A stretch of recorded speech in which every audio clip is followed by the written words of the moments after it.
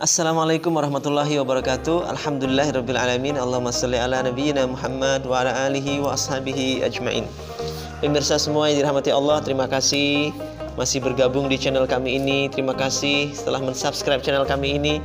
Tidak ada yang bisa kami ucapkan selain terima kasih dan doa yang banyak. Mudah-mudahan pemirsa semua diberi kelapangan rezeki oleh Allah, senantiasa diberi kesehatan sekeluarga oleh Allah Subhanahu wa taala, dan diceriakan, dibahagiakan hidupnya oleh Allah Subhanahu wa taala. Pemirsa, ini kita sekarang membahas tentang bagaimana caranya kita itu sedekah. Sedekah kita itu betul-betul optimal. Sedekah kepada siapa yang sedekah itu betul-betul memberi efek yang baik untuk kehidupan kita. Sedekah ke siapa yang terbaik itu?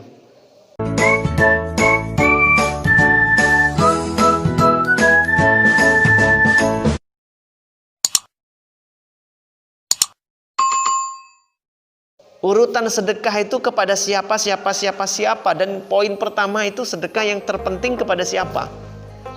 Karena kalau kita sedekah tidak tahu urutan-urutannya kepada siapa, nanti terbolak-balik. Akhirnya kita nggak ngambil yang paling penting, kita sedekah ke yang tidak terlalu penting. Ya, bukan hal yang paling utama, paling urgen, paling penting. Padahal dalam Al-Quran Allah sudah menjelaskan urutan sedekah itu ada urutannya kepada siapa, kepada siapa, kepada siapa, kepada siapa. Dan kalau kita bersedekah kepada orang yang nomor satu ini, maka Masya Allah besar sekali pahalanya dan imbalan ganjaran dari Allah, baik di dunia maupun di akhirat. Ganjarannya itu dibalas di dunia dan tentu dibalas di akhirat. Pelipat gandaannya lebih banyak dibandingkan yang lain sesuai urutannya. Jadi kalau sedekah di orang pertama ini misalnya nilainya oleh Allah 1000, yang kedua nilainya 500, yang ketiga nilainya 250, yang keempat 100 dan seterusnya. Yang pertama ini nilainya yang paling besar sehingga oleh Allah diletakkan di urutan pertama. Penasaran kepada siapa saja kita mestinya bersedekah? Yuk kita buka Al-Quran. Surat Al-Baqarah, surat kedua dari Al-Quran, ayat ke-215. Saat itu Nabi Muhammad Sallallahu Alaihi Wasallam ditanya oleh para sahabat tentang infak, kepada siapa kita ini harusnya berinfak. Dan Allah gambarkan kejadian mereka ini di dalam Al-Quran surat Al-Baqarah ayat 215. A'udzubillahi minasyaitonirrajim. Yas'alunaka madza yunfiqun Qul ma anfaqtum min khairin falil walidaini wal aqrabina wal yatama wal masakin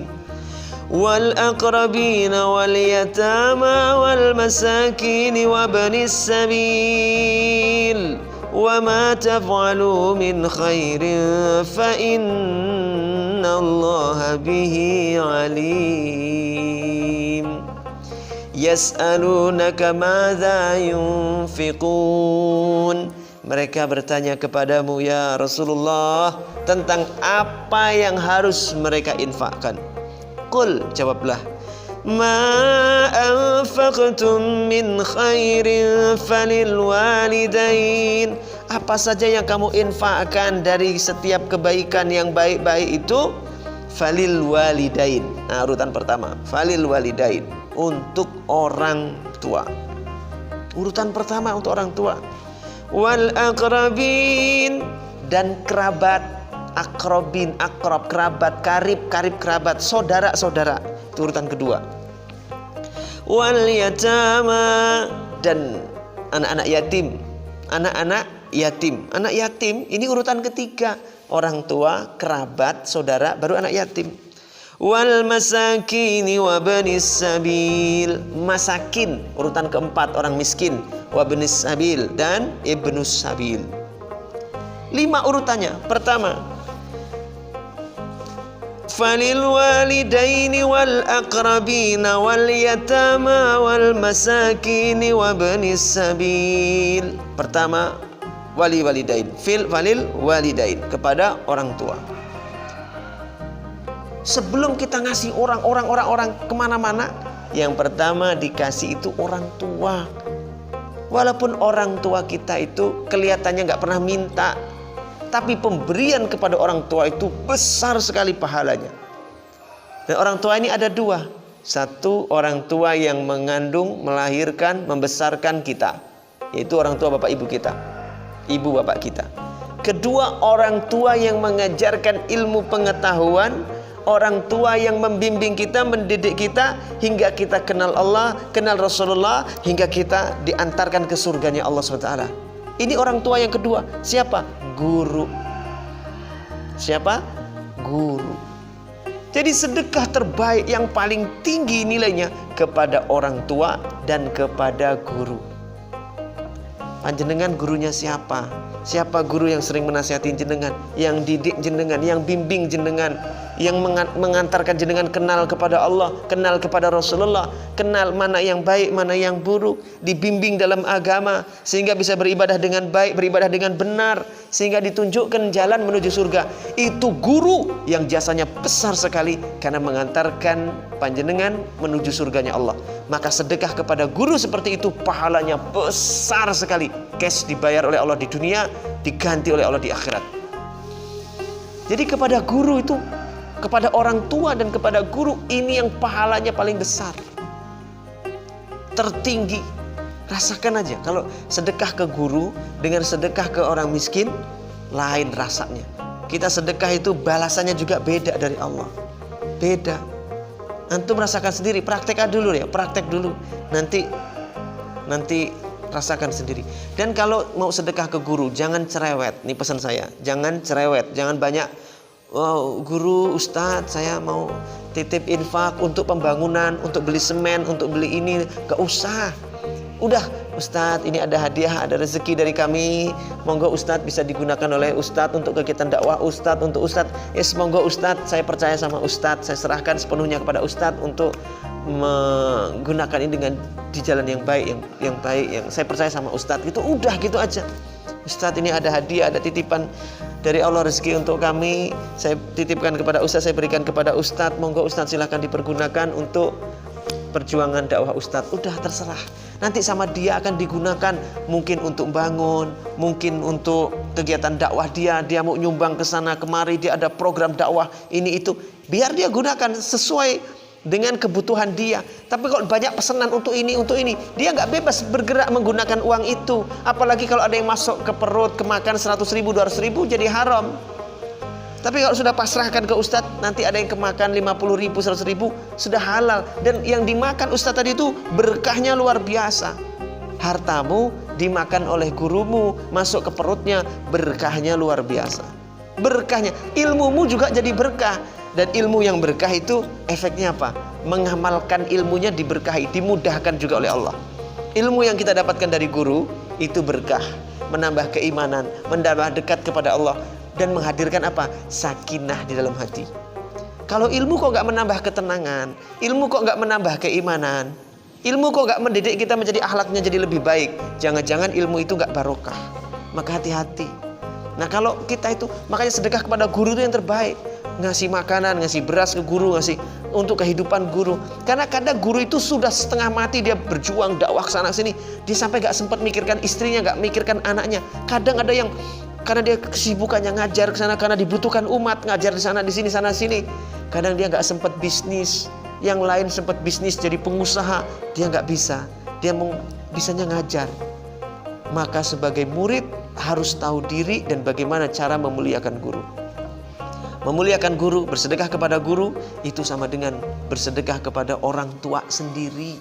Pahalanya besar sekali dari Allah Subhanahu wa ta'ala. Besar sekali pahalanya. Masya Allah. Guru itu seperti apa? Raja hutan.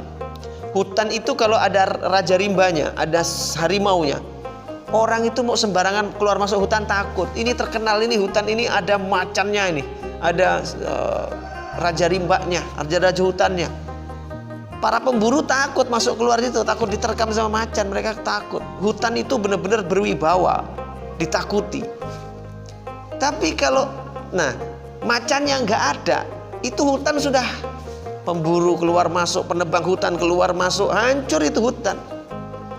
Maka itulah ketika Raja Rimba menjaga hutan, hutan pun mensuplai kebutuhan Raja Rimba tadi, Raja Hutan. Apa yang dibutuhkan Raja Hutan? Oh, dia butuh makan, hutan ngasih makan, hutan memenuhi kebutuhannya. Kira-kira gitu hubungan simbiosis mutualismenya. Guru nggak minta, guru itu nggak minta, tapi sebagai murid adabnya ngasih guru, sebagai murid pengertian kepada guru, sebagai murid adabnya memuliakan guru. Setiap sebutir nasi yang masuk ke dalam perut guru kita berkahnya luar biasa. Maka pemirsa semua, sahabatku yang dicintai oleh Allah Subhanahu wa taala, infak terbaik, paling dahsyat balasannya, paling cepat pengembaliannya dari Allah adalah infak kepada orang tua. Orang tua yang membesarkan kita, melahirkan kita ya, membesarkan kita, dan orang tua yang mengajarkan pengetahuan, ilmu pengetahuan, yang membimbing kita ke surganya Allah. Orang tua yang mengantarkan kita kepada surganya Allah, yaitu guru-guru kita. Mudah-mudahan bermanfaat dan yang paling penting diamalkan. Semoga Allah ridha kepada kita semua. Mohon maaf lahir dan batin, mohon maaf dan minta keriduannya. Billahi taufiq wal hidayah. Assalamualaikum warahmatullahi wabarakatuh. Assalamualaikum warahmatullahi wabarakatuh. Teman-teman semua yang sudah sangat rindu pengen sekali bersujud di Masjid Nabawi, rindu pengen bersimpuh di Raudhah, mencium karpet Raudhah, gak usah khawatir, ada kabar gembira. Saya punya parfum namanya parfum Raudhah. Ini parfum aromanya benar-benar aroma Raudhah, aroma Masjid Nabawi. Kalau kita sholat, sejadah kita disemprot-semprot pakai ini, bisa kena ke baju ya, pakaian-pakaian kita yang digunakan untuk sholat misalnya. Lalu kita sujud di sejadah kita yang sudah disemprot dengan parfum Raudhah ini, Masya Allah, rasanya kayak kita ini sholat di Masjid Nabawi. Sensasinya kayak kita lagi ada di Raudhah, Masya Allah.